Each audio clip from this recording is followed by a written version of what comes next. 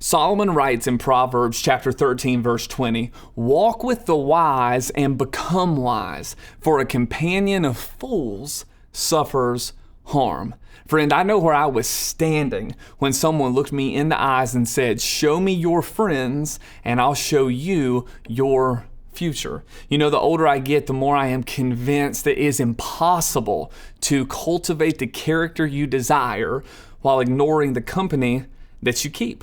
So I have three basic things for us today. Number one, I think we should all pause at some point today and evaluate, take an inventory of our circle. Who is it that is around us? Who is speaking into us? Who gets a lot of our time and a lot of our energy? And from this place of inventorying our circles, I think there's two steps from there. Number one being intentionally distance and potentially even eliminate friends around us or so-called friends that may be foolish, as the Bible says. Now, some of you, that comes off really strong. And honestly, as it came out of my mouth, it sounded really strong. But remember, Jesus is called friend of sinners, but that doesn't mean that everybody that he is around gets to be one of the 12 that are around him the most, or in that 3 within the 12 that are even closer than they are. We all have different circles around us. So I think if we're seeing that there are fools in our immediate circle, we need to draw boundaries. Some of us are actually stuck in situations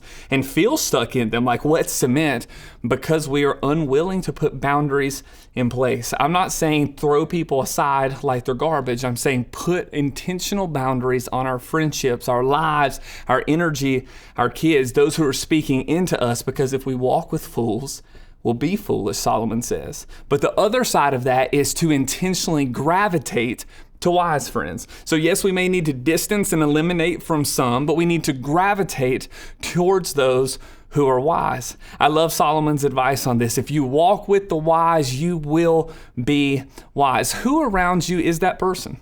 Who around you is a voice of wisdom and strength and love? I mean, Solomon's actually the one who goes on, even in this book, and says it's iron that sharpens iron. He says, listen to the advice of good friends. He goes as far to say that a good friend is pleasant and even birthed in adversity. So as you take that inventory, as I take that inventory today, may we take the necessary steps to make sure that our circle is full of wisdom.